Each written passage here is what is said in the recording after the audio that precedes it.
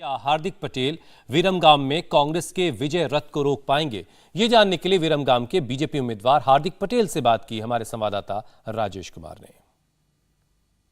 चुनाव प्रचार जोरों पर है। हार्दिक पटेल अपने विधानसभा में जबरदस्त चुनाव प्रचार कर रहे हैं। इस बार भारतीय जनता पार्टी ने विश्वास जताया है और सबसे कम उम्र के प्रत्याशी हार्दिक पटेल भारतीय जनता पार्टी की तरफ से विरमगाम को रिप्रेजेंट कर रहे हैं। इस वक्त आप जब चुनाव प्रचार के लिए जा रहे हैं तो क्यों जो पुराना बैगेज है आपके साथ, पहले आप आंदोलनकारी थे, फिर कांग्रेस में गए, फिर बीजेपी में आए, तो वो भी है क्या जनता उसको लेके भी आपसे सवाल पूछती है? देखिए, आज तक तो कहीं नहीं पूछा। अभी तक मैं 22 गांव जाके आया। लोगों को पास्ट की या फिर आपके भविष्य की चिंता नहीं होती। लोगों को चिंता होती है खुद के मुद्दों की, और लोगों को लगता है कि हमारे मुद्दे को अगर ये इतनी ताकत के साथ, जोरों के साथ अगर सफल करके अगर हमको न्याय दिला सकता है, उनको उस नेताओं की ज़रूरत होती है। जब हमने आंदोलन की शुरुआत की तो कई लोग कहते थे कि कभी ये मूवमेंट सफल नहीं हो सकती।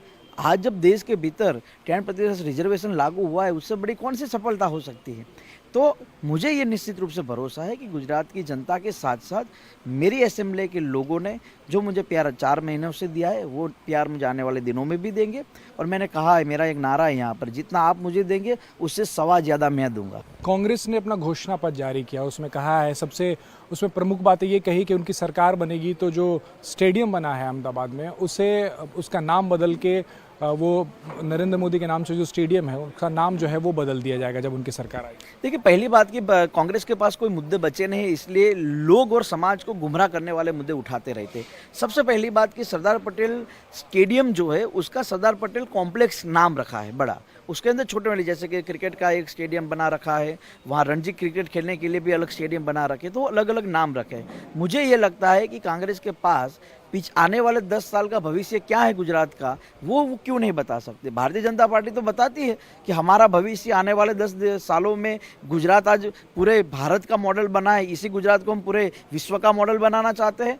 कोई भी गुजराती आज बाहर नहीं जा रहा, सब गुजरात में आकर व्यवसाय करते हैं, बिजनेस करते हैं। यूपी, बिहार, उड़ीसा के लोग आज यहाँ, इसी मेरी असेंबली में एक बड़ी कंपनियां है, मारुति सुजुकी की है, होंडा की है, जाइए वहाँ कितने यूपी बिहार के लोग यहाँ पर रोजगार प्राप्त करते हैं।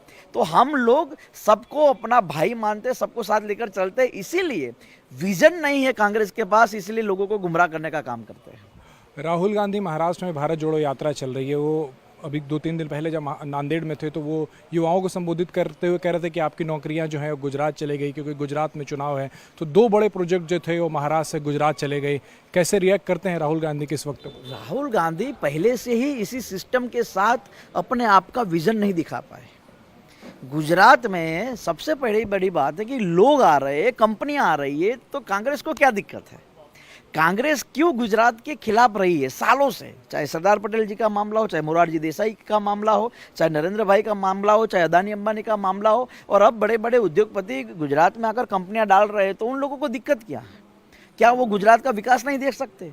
आज 2 गुजराती, गांधी और सरदार ने इस देश की आज़ादी के लिए प्रमुख भूमिकाएं निभाई। मैं ये नहीं कहता दूसरे स्टेट के किसी क्रांतिकारी ने नहीं निभाई, लेकिन सबने ये जिम्मेवारी निभाई है। लेकिन व्यक्तिगत राहुल गांधी को गुजरातियों से प्रॉब्लम है, गुजरातियों को घृणा आती है उससे, तो मैं क्या उनको जवाब दे सकता हूँ? गुजरात की जनता देती है जवाब, हर साल देती है, हर चुनाव में देती है। 27 साल से आगे ही नहीं बढ़े क्योंकि गुजरातियों ने उन्होंने कभी स्वीकारा नहीं।